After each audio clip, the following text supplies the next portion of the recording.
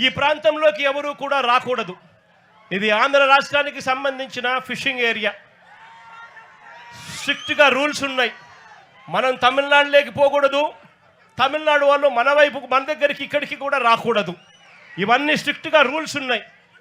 rules ఉన్నా కూడా పక్కన తమిళనాడు నుంచి కరైకల్ ప్రాంతానికి చెందిన బోట్లు, మెకనైజ్డ్ బోట్లు మన ప్రాంతానికి ఇక్కడికి వచ్చి వాళ్ళు మెకనైజ్డ్ బోట్లతో ఇక్కడ మన మత్స్య సంపదనంతా కూడా తరలించుకొని పోతూ ఉంటే మన వాళ్ళు కడుపు మండి, మన వాళ్ళు తినడానికి ఇబ్బంది పడే పరిస్థితుల్లో కడుపు మండి రాష్ట్ర ప్రభుత్వం పలకని పరిస్థితుల్లో ఆ బోట్లను మన మత్స్యకారుల దగ్గరుండి ఆ బోట్లను పట్టుకొని పోలీసులకు అప్పచెప్తే పోలీసులు ఆ బోట్ల మీద కేసులు కట్టి ఎఫ్ఐఆర్లు చేసి ఆ బోట్లను సీజ్ చేస్తే